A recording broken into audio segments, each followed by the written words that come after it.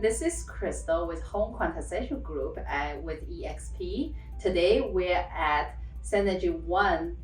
Ben Nielsen going to tell us a little bit about the closing cost. Yes, thank you. Yeah, looking forward to it. Great. Buyer always asks me this question, how much cost for closing costs? Yeah, great question. Yeah. And especially with the change from last year to this year, where last year buyers weren't really not allowed, but weren't able to ask for closing costs because there were so many multiple offers. This year it's coming into play a lot more that we're seeing. So the true closing cost on a home is your appraisal, your lender, and your title fees. I'd say a good average in this area is around $4,000 for those fees. And then I like to divide closing costs up into two parts. You have your true closing cost, appraisal, lender, title fees, and then you have your impound, which is your property taxes, your home insurance, and then your per day interest. And we can talk about per day interest a little more as well. What's the average amount for the impound part? Yeah, and a good rule of thumb I like to give buyers and agents is if you take $5,500 and add a year of property taxes, that's going to give you a good ballpark to use for closing costs.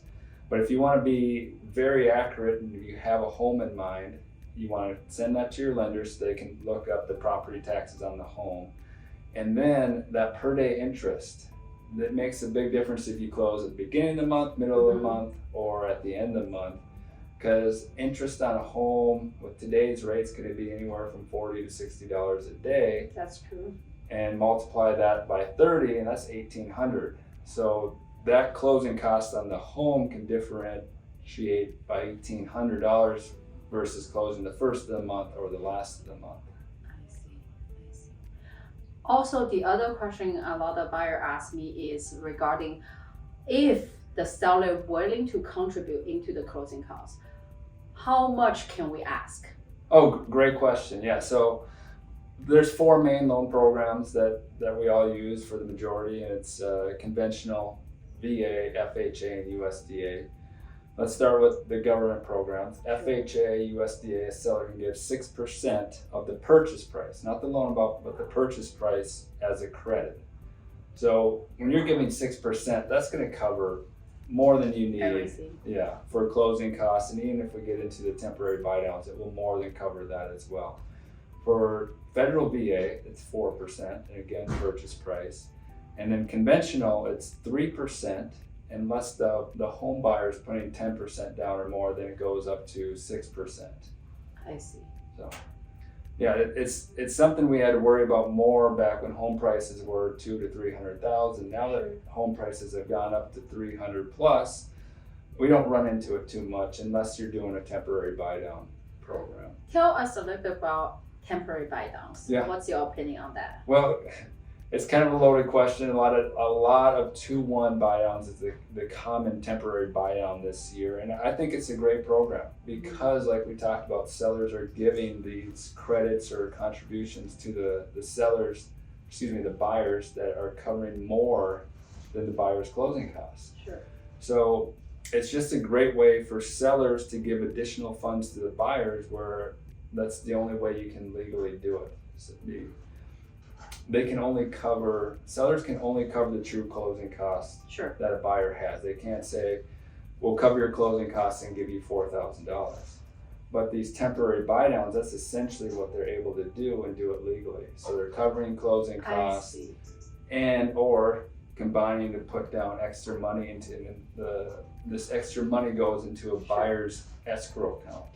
Okay. And let's just do a scenario. Let's say today's rate is 6.75. Yes. And you're doing a 2-1 buy down. So what that means is that first year, that buyer is going to have an equivalent rate of or payment of 4.75. Even though the rate is actually 6.75, but that money the seller put aside is just making up the difference in payment.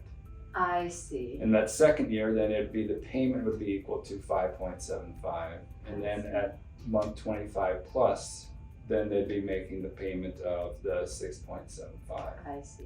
And why? There's a few reasons I really like that program.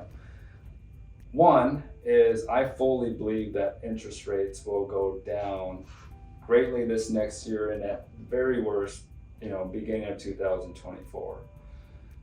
We talked about where that Sure. landing point will be, and that, to Yeah. be honest, I really think that's anyone's guess. I do see a 5, somewhere in the 5s. Some experts are saying in the 4s, and that'd be Sure. great. Yeah. I don't like to overpromise things like that, but based on what we're seeing from the inflation readings and what's going to happen when inflation does get under control, is those mortgage bonds will retreat and go back down into the 5 range and possibly lower. That's great. But reason number 2 I like this program is that money that gets put aside into that borrower's escrow account, that's their money. So when they do decide to refinance, let's say it's at month 12 or month 14, they're still going to have funds in that escrow account. So when they refinance, those funds go towards paying down that principal balance, so they don't lose those funds. It's great. Great, yeah, so Yes. much, yeah. So in today's market, I'm really trying to have people go away from the permanent buy down where they're buying points. And if they are concerned about payment, then it's a great time to talk about temporary buy downs right now. I see. So it's all depends on the situation. Sometimes it's better you do a 2-to-1 buy down, and sometimes you may rather just do a permanent buy down. Yeah, so back last year when rates were in the 2s, well, yeah, rates are never going to get this low again. So that's where, hey, are you going to stay in this home a long time? Sure. Well, if you do a permanent buy down, you're essentially putting your money up front to save monthly over time. Sure. So the question when doing a permanent buy down is, okay, how long do you plan on staying in this home? And then a lender will tell you, okay, if you put this money down, your break even on that return on investment is maybe 3 years.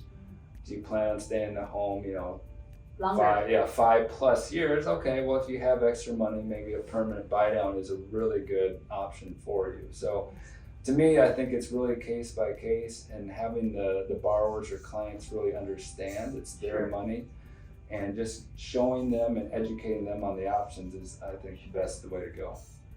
Sure, that sounds great.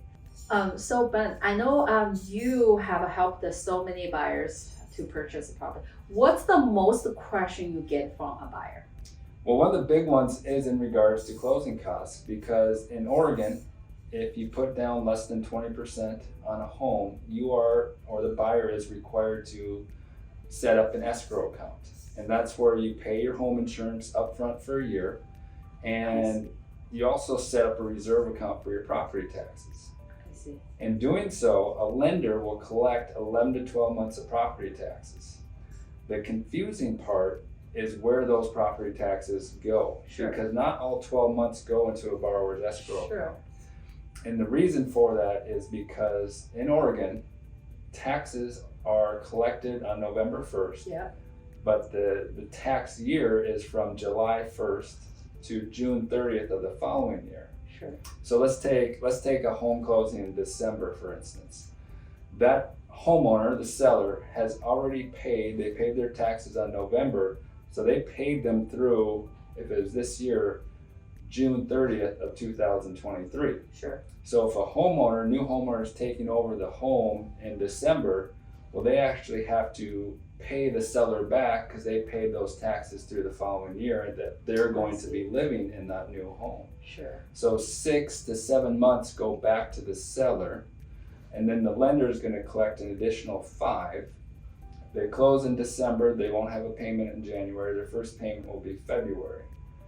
The lender would like to have 13 to 14 months of property taxes by the time November 1st rolls around. So that cycle, once you hit November, if you collect 5 up front and pay a month of taxes every month in your mortgage payment, they'll have that 13 to 14 months. Then the lender will pay your taxes for the borrower on November 1st, and then the cycle starts again. I see. So the escrow account have more money than what exactly expense is. Absolutely. Yes, kind of like cushion. And at all times. And then the nice thing is they will see that escrow account on their mortgage statement. Sure. And that is their money, And if they go to refinance, well, refinance, it depends on what lender you're working with. But if you go to sell the home, that is your money, and you'll get a check in the mail with the refund of that because it's not due yet, and it's your money. Yes, I received few checks before, so I was like, yeah, that's right. Extra money go back to you by. Yeah, I get that question. I get a phone call all the time. Hey Ben, where did this money come from? Right? Is this my money? I'm like, yes. If you look at your mortgage statement, it was your reserve account that's just being sent back to you. Nice.